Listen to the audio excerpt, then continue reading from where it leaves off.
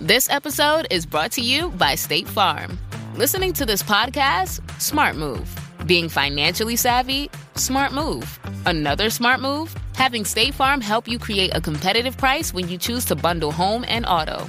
Bundling, just another way to save with the Personal Price Plan. Like a good neighbor, State Farm is there. Prices are based on rating plans that vary by state. Coverage options are selected by the customer. Availability, amount of discounts and savings, and eligibility vary by state. They always tell you there's a catch, a compromise, an asterisk. Sprite Zero Sugar? It's different.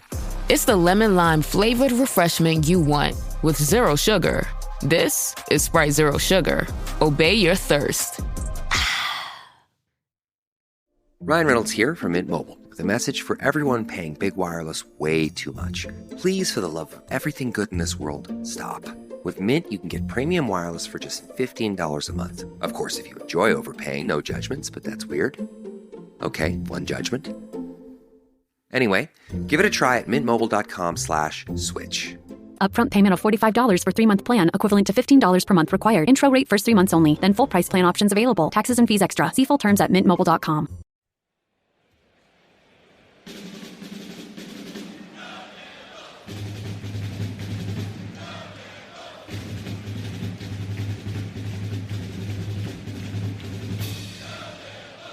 Hey there, Duke fans. Welcome to DBR Bites, episode number 148. We're right back in your feeds as we promised we would. Donald here. Jason is here. We're here to preview the NC State game that's coming up as you listen to this. It's going to be Monday night at the Lenovo Center in Raleigh, a place that we desperately hate playing at because things always happen at this contest. But we're hoping that it's going to be a good night for the Blue Devils as they take on the NC State Wolfpack. That game, 7 p.m. Eastern time tonight on ESPN. Jason, as we get into this game, let's talk about their record, and then Hey, Donald, actually, before we even get into it, I want folks to understand, because people may be listening to this, they may be like, they may be like, we already played NC State. They may hear this after we played it, or they, whatever. This episode's going to be more than just an NC State preview. We're going to have a ton of stuff in the back half. Stick around. We're going to talk about some other interesting things about this Duke team that have nothing to do with NC State. All right. That's correct. This is a true Bites. We have the main meat being the preview, but we have some other nuggets that we want to discuss on the back end as well. But Jason, let's get into the NC State Wolfpack.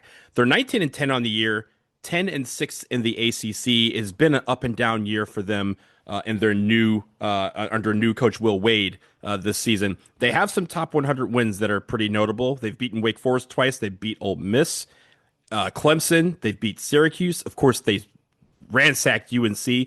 Sure, that was without Caleb Wilson and Henry Visar, but who cares? When you beat UNC, it counts, baby. And they beat SMU as well.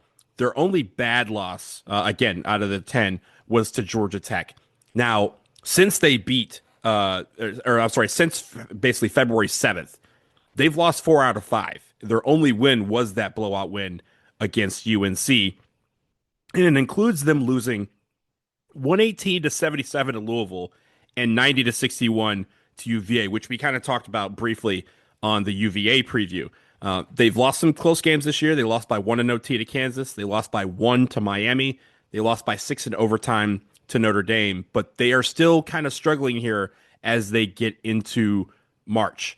11-4 at home games for them, 4-6 in quad 1 games, which this is for us. They are ranked 29th in the net, 31 in KenPom. So Jason, talk about some of the metrics. I think the metrics kind of show, as I'm looking at them, that this team has been inconsistent in some ways. And it's not just on one side of the ball, it's on both. Yeah. A couple weeks ago, they were 9-2 in the ACC, and they were like, oh, we deserve to be ranked. They thought, they had a chance to play their way into being, possibly like number 1, number 2 seed in the ACC. And as you mentioned, they've lost 4 or 5. They have not looked good lately. They are currently 31st, like you in KenPom. They have the 23rd offense and the 46th defense. Let's talk about the offense first. There are 2 things that they do really great. First is they take care of the ball. You can't turn them over. 8th best turnover rate in the land on offense. And the other thing they do really well they shoot really well from three. So you got to worry about this offense. I mean, they're not going to turn it over.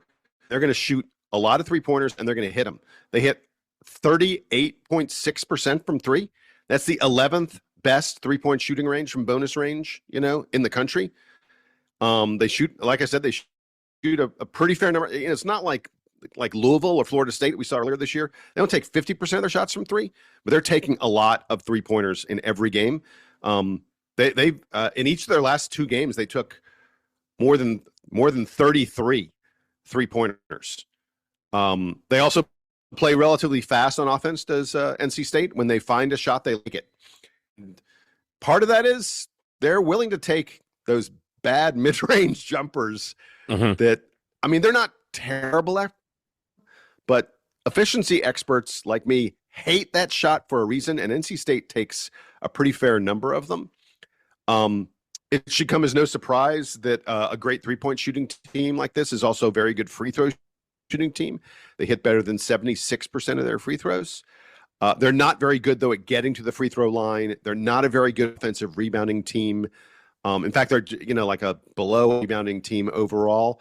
This is mostly an NC State team operating on the perimeter, not as much on the inside. And when we get to the little bit, I'll talk a bit about there's really only one guy who's going to camp out in the post for them, and you're going to know him really, really well. But let's switch in the analytics department from the offense to the defense. There's not a lot on defense that Stan mentioned. They're top defense. They're not great at the 3-point line. They allow more than 5% of shots to come from 3-point range, and teams hit about 35% of their threes. Again, those aren't terrible numbers, but they're also not very good. They do a nice job, NC State does, of getting steals and turning you over. Overwhelming number, but they're like top 30 in steals. They're just barely an average team at shot blocking. They're not going to protect the rim a lot. And difficult stat for them, and this is something to watch out for, they allow a lot of free throws. This NC State team will put you at the free throw line. This is a big deal for Duke, Donald, because we're a team that gets a lot at the free throw line when we're playing well. NC State had a run in January where they were routinely allowing 25+ free throws from the opposition. That's a big number. They've gotten better lately, but you could really see, especially Cam Boozer, take advantage of them, A, get them in foul trouble. They don't have a lot of depth on the front line, and B, just rack up a lot of points from the free throw line. Duke on the season hasn't allowed a single opponent in the ACC to take more than 20 free throws in a game. And like I said, this NC State team routinely puts teams on the line 25+ times. It's a problem for them from an analytics standpoint. Yeah, it's weird because I also think in their losses, it's very inconsistent as to what happens, right? It's like, okay, maybe they turn the ball over one game, and then maybe one game they're not hitting their threes. Another game they're allowing a lot of offensive rebounds. The way they lose is not something that you could kind of pinpoint and go, this is their flaw. This is their fatal flaw. It's always been across the board, just inconsistency in some games. And sometimes it costs them the win, and sometimes it makes the game close. And then in the case, again, of a couple of games, they get the doors blown off of them. And so, Jason, as you shift to the players, talk about someone, because there are players that we have heard of on this team, but from different teams. Exactly. But it's also just, it's weird. This team, on paper, when you look at it at the beginning of the season, everyone's like, this team is going to contend for a lot of things in the ACC and really challenge for, the ACC title. And it just hasn't felt like they've been able to put it all together with this lineup. Yeah, this is a portal team. There's no question about that. This is a club that the only guy who played meaningful minutes at all last year was Paul McNeil. Everyone else on this team is brand fresh and new. And the guy you really want to start with is not their leading scorer, but the engine for their machine is Quadir Copeland. Mm-hmm. He is 6'6", and he is their point guard.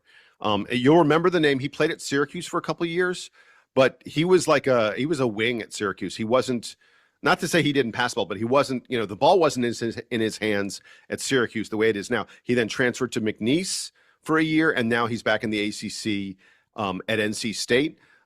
He is the top assist guy in the ACC. He assists on almost 50% of NC State's baskets when he's in the floor in ACC play. That's really impressive. He gets in the lane, he draws the defense, and then finds his open teammates. We talked about all the three-pointers they take. Most of those three-pointers are taken off of Quadir Copeland, drawing the defense and then finding a guy open on the perimeter. He is long and tall for a point guard, and he uses that advantage to see over the guys who are guarding him against most teams. Not going to work against Duke. 6'6" point guard. You may think you're bigger, but suddenly you're being guarded by 6'8" pterodactyl Dame Sarr. Mm-hmm. And suddenly you don't feel as long as you did in those other games. So, sorry, I should call him the Dominator, not the pterodactyl. I'm vacillating between my favorite nicknames for Dame. Dominator probably is best. If Dame Sarr shuts Quadir Copeland down, it is really hard to see how NC State wins this game. During their best run of the season, I talked about it in late January, early February, they had a run where Quadir Copeland had 54 assists in 5 games. That is a big number. And it's worth noting he's not just a distributor. He'll score. Like if the defense doesn't collapse on him, the defense doesn't, try and take it away, he'll just go ahead and shoot it. He's scoring 13.6 points per game. This Virginia team has 4 guys who score like between 13 and 14.5 points per game.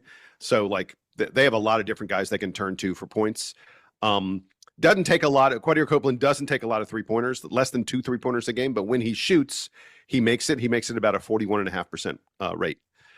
The guy who's their top scorer, their probably top outside shooter, and the guy they expected to be their best player is Darian Williams. He was in the preseason, Donald, people were touting him for ACC Player of the Year. Mm-hmm. He was getting talk for national, like All-American kind of honors. He's been overshadowed by the great freshmen in the ACC and across the country.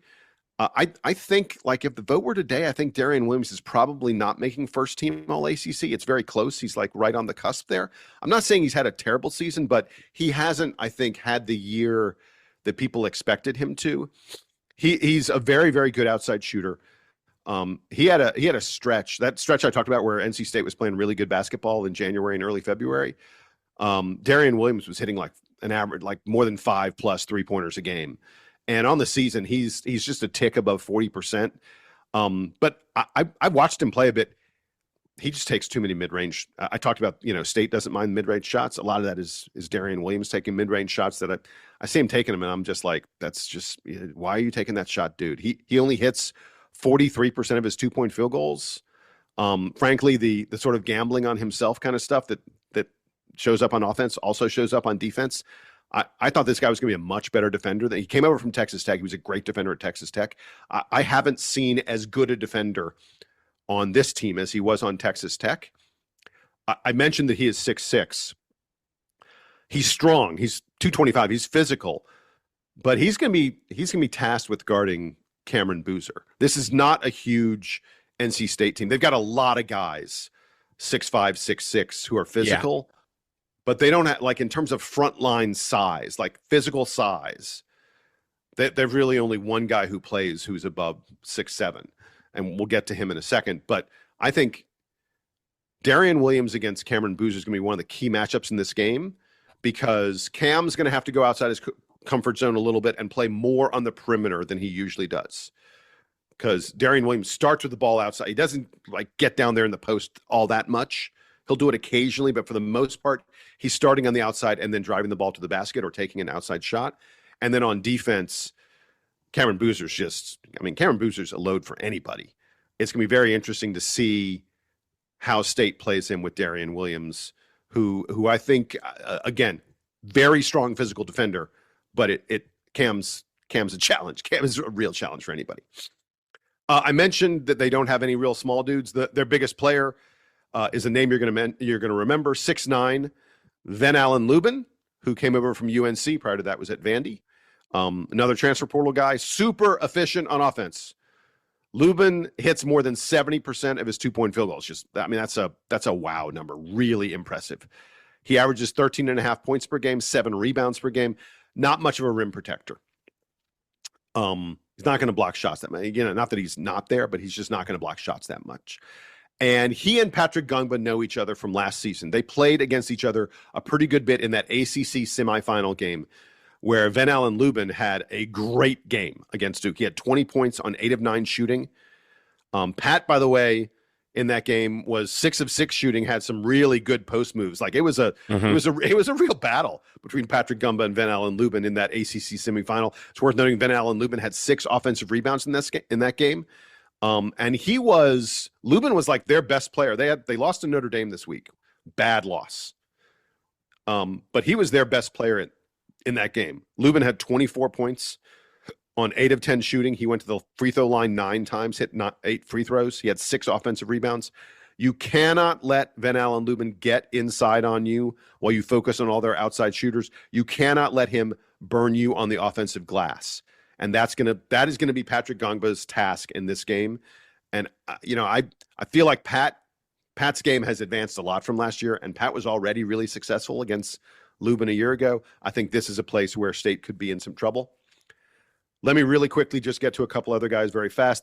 The other major scoring threat, I mentioned they have 4 guys who average 13 plus points per game, is Paul McNeil. He's the holdover, only averaged 8 minutes per game a year ago, only averaged 4 points per game a year ago, but stuck around when Will Wade came in. I'm kind of sort of surprising and interesting that this happened with him, but he stuck around and he's exploded. He's like almost 14 points per game this year.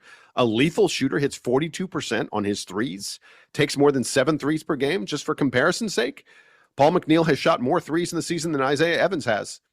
I think that's all you need to know. This is a dude who's up there firing. Doesn't handle the ball a lot, doesn't turn the ball over at all. Like one of the best, because he's not handling it very much, but one of the best turnover rates in the country. Their 5th starters, Trey Holloman, came over from 3 years at Michigan State. Probably their best perimeter defender. Stop me if you've heard this before. He's a really good outside shooter. Like this NC State team, just like everybody in the team can hit from the perimeter.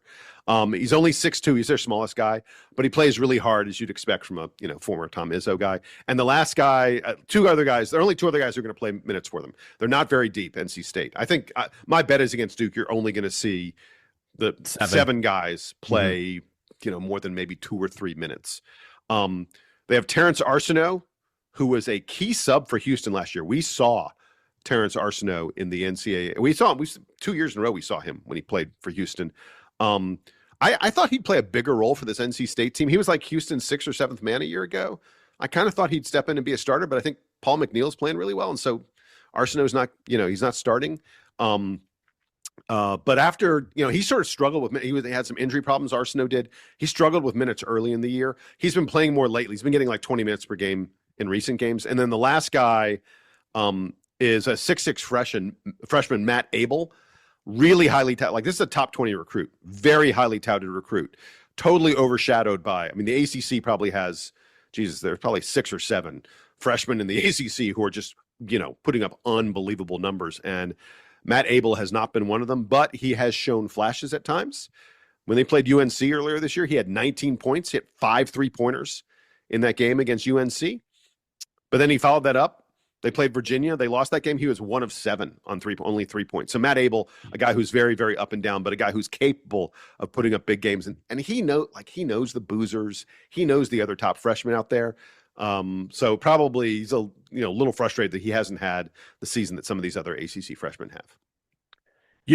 As we look at some of the things to watch, I think the one thing that you mentioned about the players is that all of them, as you mentioned, are like 6'5", 6'6", with a couple of exceptions here. Trey Holloman's a little bit shorter. Van Allen Lubin's a little bit taller, right? Everyone else is like 6'5", 6'6". And the length that we have on the perimeter is one of the things that I'm fascinated to watch because, one, you mentioned they all can shoot threes. And the fact that we have guys that can shut down the 3 with our length is going to be something to really look at. I'm really fascinated about those matchups because I think that's going to be one of the differences in this game. If they get their threes at the Lenovo Center, we've seen how, an avalanche can come when they start getting momentum. So I'm looking for us to kind of shut that down as we have been doing to teams the past few weeks. And that crowd's going to, if they hit their threes, that crowd's going to get loud. Right. It's going to be a big crowd. The crowd's going to be hot. And look, this is the last team that we play for the first time this year, right? Like we got UNC after that, but I think with this particular game, it's interesting. Every time we go there, it feels like it's it's just a very difficult get, even when we win. Very rarely do we go there and beat the pants off of NC State. So we have to be prepared for that. We know they're going to be jacked up for it. They kind of need this game in a way for not just seeding purposes in the ACC tournament, but seeding purposes in the NCAA tournament. They need a signature win like this to couple with the one they had earlier over UNC. I think playing physical inside is going to be a thing to watch as well, because as you mentioned, they don't have as much length inside and as much size inside, and that could be an advantage for us. So I'm looking to see how we can get the ball into their guards, see if we can win the paint war and the rebounding battle, because as you mentioned, there are a couple of guys there who can get offensive boards and defensive boards, and I want to see us win that. Jason, here's an interesting stat that we've had. In 2001, we went to NC State, one of the last games of the season. Are you really going to do this? Are you believe this? This is bullshit. No, wait, I didn't. Nothing. You haven't even heard what I said yet. I know what you're going. I know. Go ahead. They went to NC State and they lost. They end up in Indianapolis. They win a national championship. I know the story. 2010, last game of the year, or last road game of the year. We go to NC State. We lose. We go to Indianapolis. We win the national championship. I don't want that trend to continue in 2026. I don't want that trend to continue in 2026 because, again, sure, you can believe the superstition if you want to.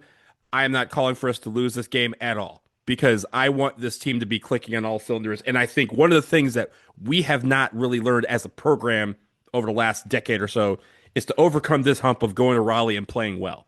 Like I said, it's very rare that even if we win, it's very rare that we go to Raleigh and play well against the Wolfpack. They have had our number time and time again when we come to their home floor. I want to absolutely ransack them on their home floor. I want there to be no doubt that on this last Saturday, Monday double, that we were prepared to go on the road, even if it's just down the road, to play a really good game. And as we enter March, I want this team to remind themselves of what they're playing for, to be clicking on all cylinders, playing for each other, and never letting the crowd, that is, again, a great crowd when Duke comes to Raleigh, get into their heads and make momentum any greater than it can be. So if people want to watch that video and go, maybe we should do it, that's not this podcast. We're not those guys. We want this team to go into Raleigh and come back with the win. And if we have to buck tradition to do it, let's do it. But I think that this team is capable of going on the road, their last road game of the season, and putting up big numbers against this NC State team. Let's go ahead and do it and leave no doubt that this team is number one in the country. You left out in 2015, we also lost at NC State and then won the national title. But it wasn't played in Indianapolis. So it wasn't in Indy, yes. Yeah. But yeah. People say Duke needs to lose at NC State if they're going to win a national title. I don't believe. I disagree. This is just a silly coincidence. 3 times does not make a full story. So yeah. So we will leave it there again. That game on Monday night, 7 p.m. Eastern time on ESPN. We're going to take a quick break. On the other side, we're going to shout out one of our own, the People's Champ, and have the streets finally figured out that Scheyer deserves to be Coach of the Year? We will talk about it after this.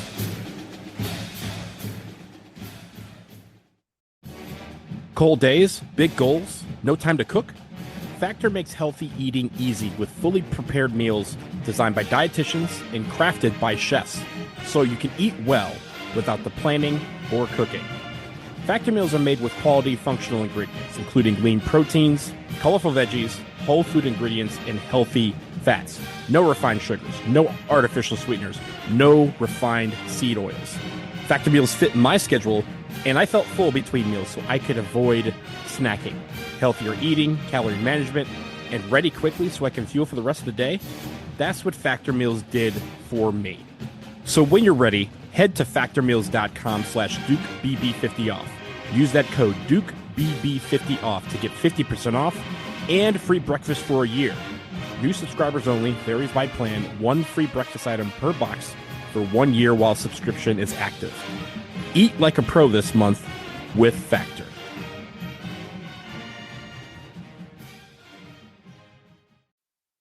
This episode is brought to you by Indeed. Stop waiting around for the perfect candidate. Instead, use Indeed sponsored jobs to find the right people with the right skills fast. It's a simple way to make sure your listing is the first candidates see. According to Indeed data, sponsored jobs have 4 times more applicants than non-sponsored jobs. So go build your dream team today with Indeed. Get a $75 sponsored job credit at Indeed.com/podcast. Terms and conditions apply. The world moves fast. Your workday, even faster. Pitching products, drafting reports, analyzing data. Microsoft 365 Copilot is your AI assistant for work. Built into Word, Excel, PowerPoint, and other Microsoft 365 apps you use. Helping you quickly write, analyze, create, and summarize. So you can cut through clutter and clear a path to your best work. Learn more at Microsoft.com/M365 Copilot. Instagram teen accounts have automatic protections for what teens see and who can contact them, plus time management tools. And Instagram will continue adding built-in safety features to help create age-appropriate experiences. Learn more about teen accounts and Instagram's ongoing work to protect teens online at Instagram.com/teen accounts.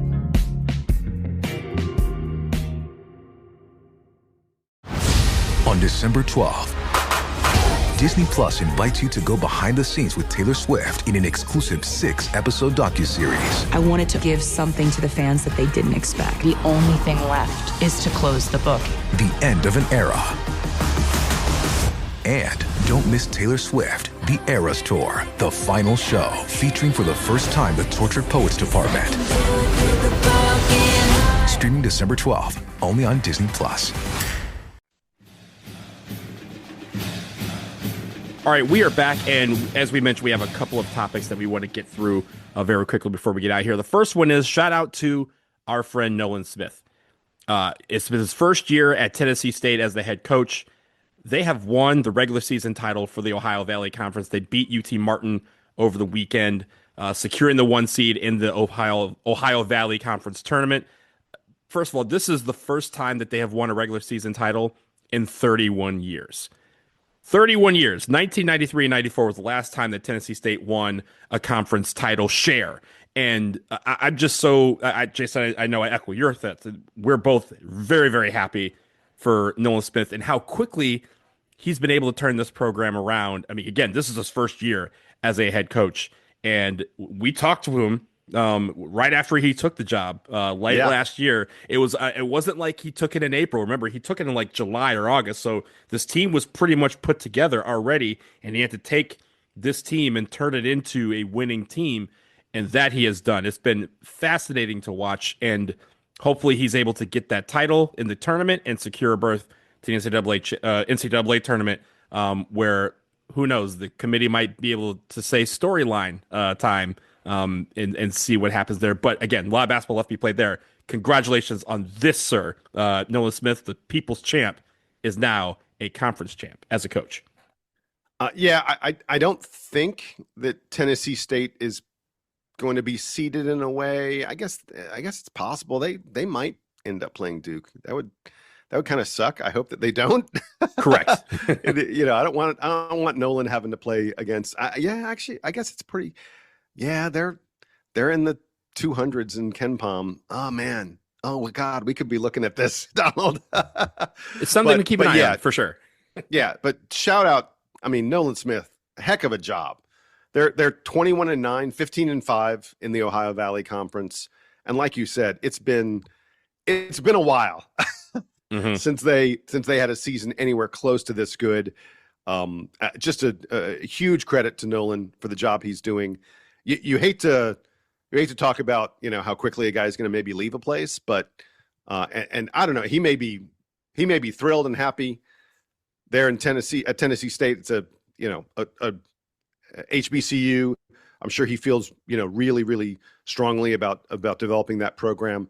But even after 1 year, I think you're gonna hear some rumblings this offseason about people being like, "What did Nolan do over there?" Yeah, that's a hell of a job that Nolan's done in his first year, and we could not be more thrilled for him. He's a great interview, and we love the fact that he's been here with us on the DBR podcast a couple times.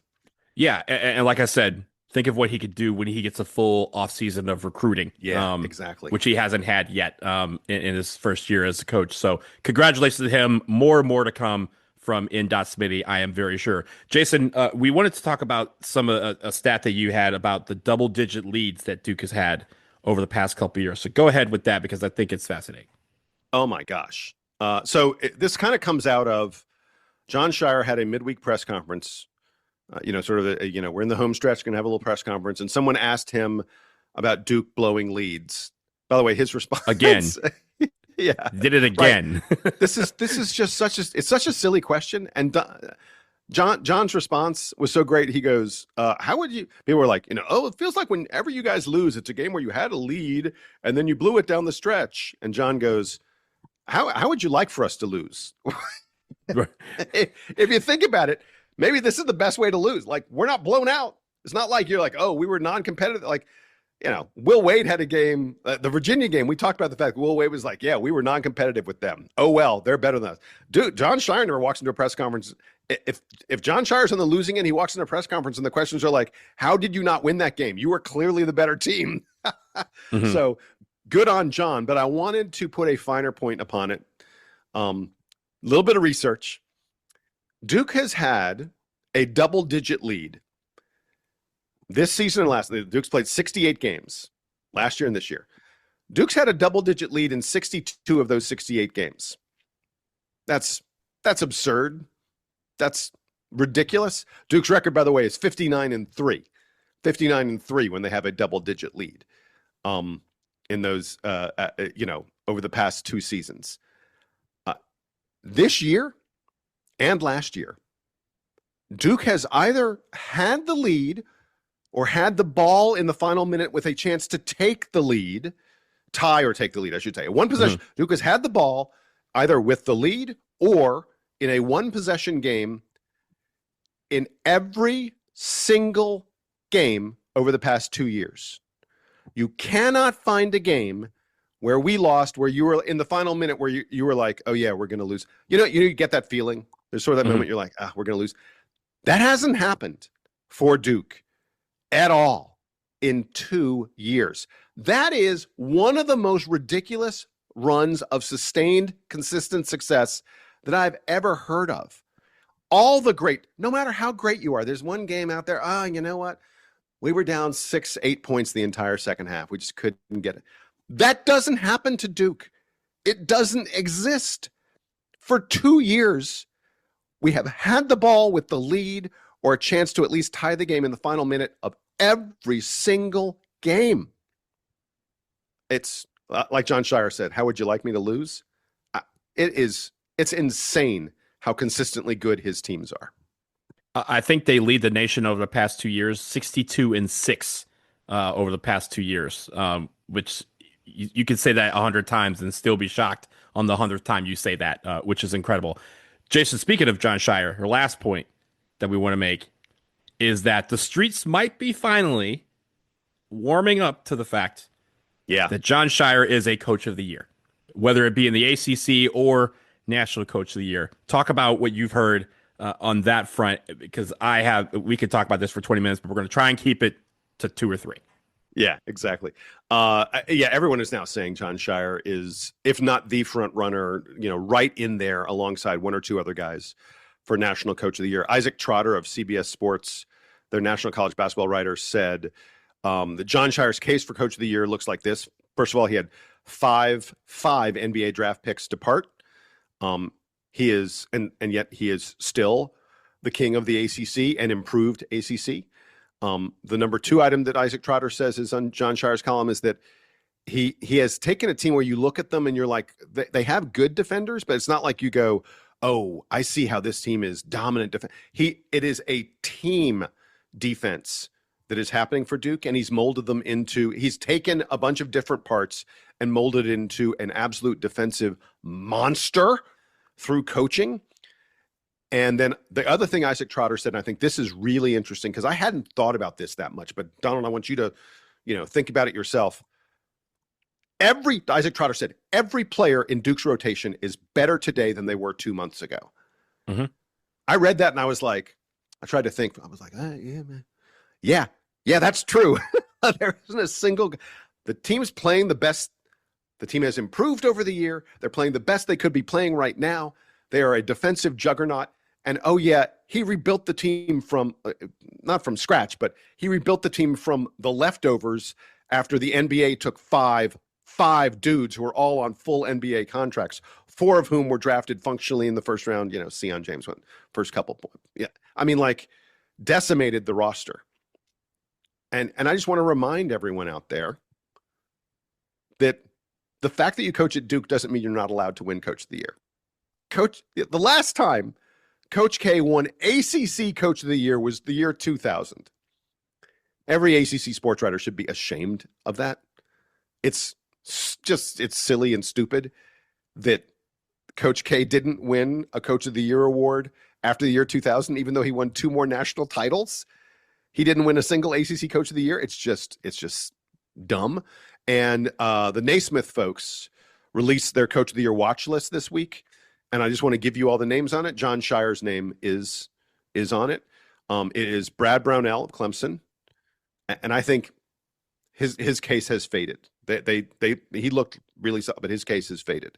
Mark Byington of Vanderbilt, another guy whose case has faded. They started the season 16-0. They're now 22-7. I think Mark Byington's done a hell of a job, but his case has faded a lot. Fred Hoiberg at Nebraska, another team, started the season 20-0. They're now 25-4. Their best win in the past month is like at USC. They have 0 top 50 wins in the past month. Fred Hoiberg's case has faded. Dan Hurley, absolutely. Sure. I'm not going to penalize him for being at UConn. I'm quite, UConn's kind of as good as everyone expected them to be in the preseason, but okay, sure. Put Dan Hurley's name on there.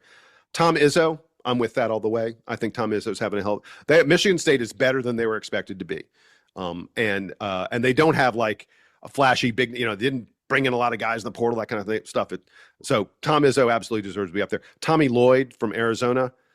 I think I think Tommy Lloyd, Dusty May, who's also on the Tommy Lloyd, Dusty May, and Jon Scheyer to me are the 3 real contenders right now. Ryan Odom of Virginia was on the watch list. TJ Otzelberger of Iowa State, who looked like he was a big contender. They've lost 3 of 6, so I'm not so sure he's a real contender anymore. Kelvin Sampson, I guess, sure, put Houston on it every year. I don't know why Kelvin Sampson is like always a contender, and Jon Scheyer and didn't he win it last year? Sure. Yeah, whatever, fine. John Schurz of St. Louis is on the watch list. St. Louis is a really they've been quietly dominating the mid-major landscape, although they've faded a little bit lately as well. Bill Self is on the list. I think that's an interesting case because to do what Bill Self has done with Darren Peterson missing time, sometimes playing, sometimes not, sometimes playing half the game, not playing Bill Self actually, to me, has done a really, really impressive job. Then the other 2 guys on the list are Travis Steele at Miami of Ohio, undefeated Miami of Ohio. They're now 26-0 after they won at the buzzer against Western Michigan over the weekend. It's worth noting they won at the buzzer against a team that is 10-19. Okay, Miami of Ohio. Congrats on being undefeated. They're just not that good. That's just the bottom line. But congrats to Travis Steele. And then the last guy on the watch list was Brad Underwood at Illinois. Illinois is in a murderous stretch. They've lost 4 out of 6. Have Illinois. They're really good team, really good team, and they're still a number 1 seed contender even after losing 4 of 6. But like I said, I think it's Jon Scheyer, it's Dusty May, and then maybe Tommy Lloyd, and it'll be a fun and interesting final. Somehow I think the ACC sports writers are going to try and give it to either Ryan Odom or Jay Lucas. Good on them, but Jon Scheyer's the Coach of the Year. I mean, look, it's about what they are looking for. And it seems like, again, since 2000, at least in the ACC, when it's Duke versus somebody else, and obviously for a lot of that, it was Coach K, now it's Jon Scheyer. It's, this team sucked last year and now they don't suck, so we got to give it to this other guy. And as you mentioned, that only applies to Duke. Like, again, Kelvin Sampson is in the National Coach of the Year race. He won it last year. I think he's won it like 3 times, or something like that. Something ridiculous. And they haven't done anything. They changed some of their guys, sure, but it's not like they were terrible last year. They got to the final, right? They were ahead with 15 seconds left in the championship game, and he is being mentioned as one of these candidates. And so I would say for Jon Scheyer that yes, this is a Duke podcast. We are going to be biased, but take all subjectivity out of it. Jon Scheyer's done the best job this year. He replaced a starting 5, and he said this in his press conference.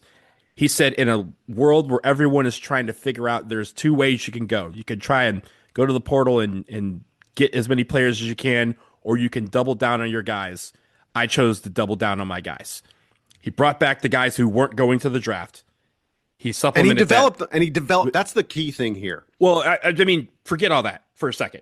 He got those guys and said, don't go anywhere else. Stay here. Help us keep this continuity going. He supplemented that with, again, sure, a number 1 recruiting class, but that's part of the job too. You can't penalize somebody for being first every year in recruiting. That's part of the job.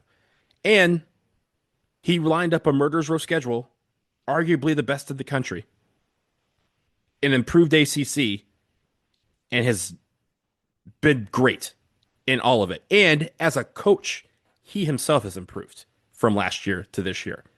That's the thing. That's the element that's never there. Everyone goes, oh yeah, this team that was terrible, they got this coach and he revamped the team and now they're decent, so let's give them the award.